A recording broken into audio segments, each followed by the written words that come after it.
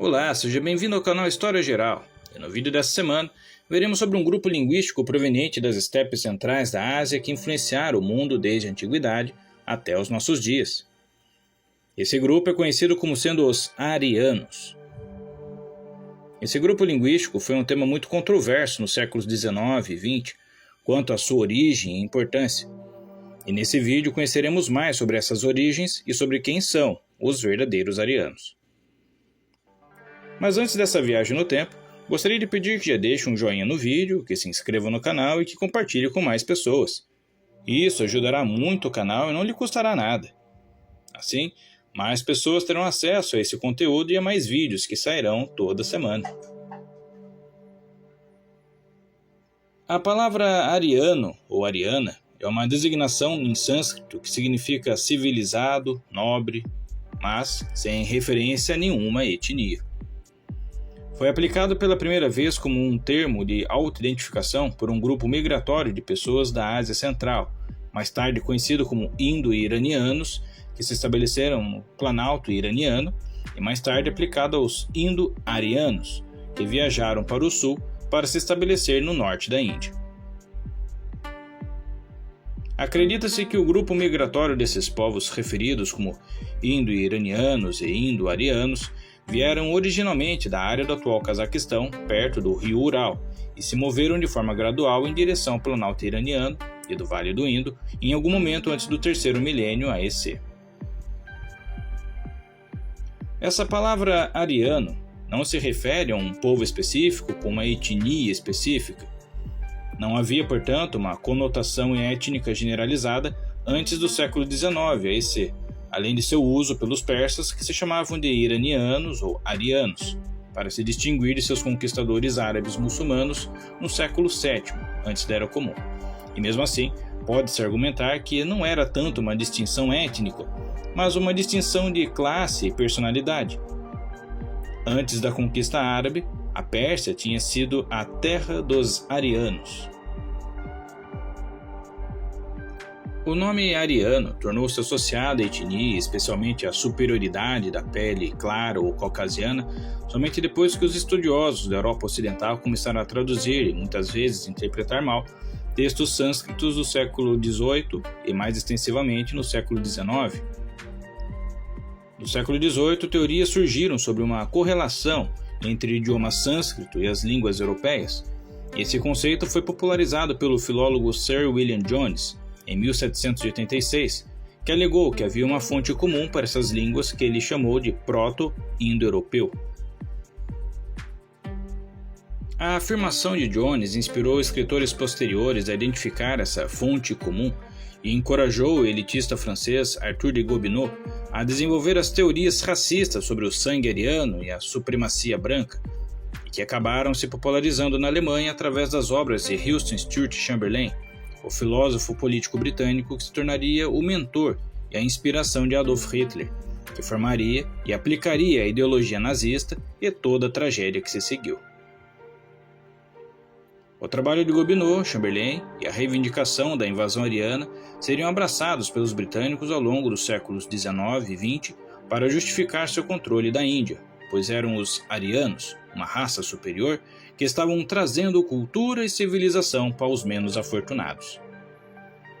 E essas tragédias que se seguiram só demonstraram que, quando a ciência é enviesada e aplicada para fins não científicos ou para pautar uma agenda específica, uma simples palavra pode causar muito mal. Hoje em dia, prefere-se utilizar o termo caucasiano para identificar determinado grupo de indivíduos de pele clara em vez de ariano, por conta dessa carga negativa que foi imposta a ela de forma errada. A língua iraniana primitiva chamada de avéstico, um idioma muito similar ao sânscrito védico, na qual as escrituras zoroastristas chamadas de Avesta foi escrita. E esse livro é a fonte mais antiga para a origem e significado do termo ariano.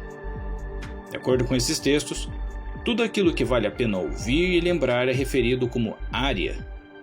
Aquele que ouve, lembra e age de acordo com esses preceitos dignos é um ariano.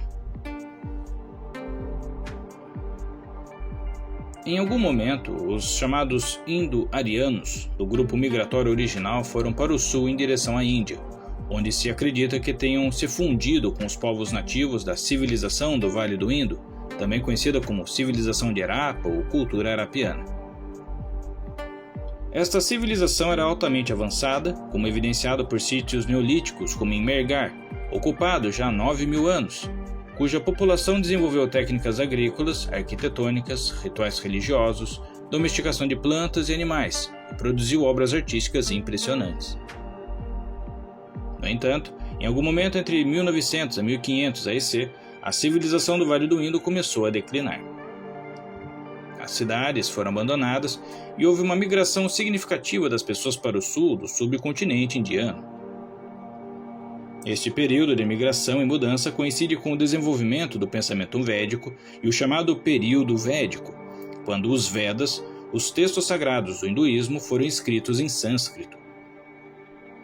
Uma vez que o povo da civilização do Vale do Indo não escrevia em sânscrito, essa língua e os conceitos que ela expressava nas escrituras tinham de ter vindo de outro lugar. Pensa-se que eles chegaram com uma migração indo-ariana, talvez muito ao longo de vários anos, e as culturas e os idiomas desses grupos acabaram se misturando.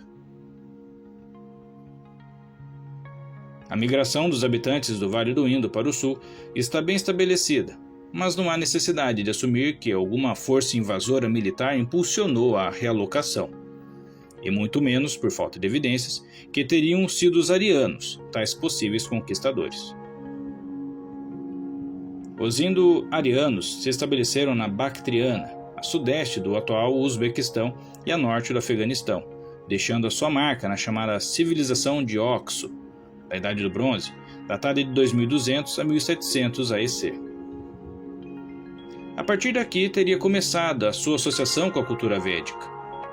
Na Índia antiga, o termo Aryavarta, com o significado de residência dos arianos, era usado para se referir ao norte do subcontinente onde habitavam esses povos.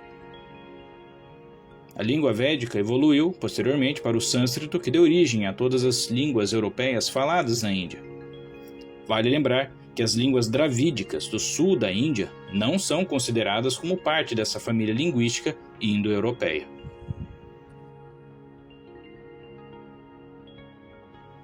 A partir do território da Bactria, outros indo-arianos migraram para o Oriente Médio. Há indícios da existência de falantes do indo-ariano na Mesopotâmia à volta do ano 1500 a.C., através de palavras presentes no dialecto mitanita, na região ocupada pelos povos hurritas. Especula-se que esse povo possa ter sido dirigido por uma classe dominante indo-ariana, formando o reino de Mitanni. Estudos arqueológicos desvelaram uma grande quantidade de nomes próprios védicos, e em particular nomes de divindades.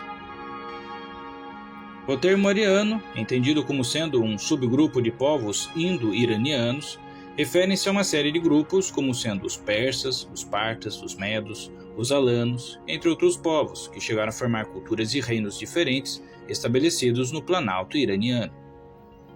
Todos esses povos coexistiam no Planalto iraniano, mas apenas no século VIII AEC, um deles, os medos, estabeleceram um pequeno império na região, que mais tarde, junto com os persas, teria muito destaque.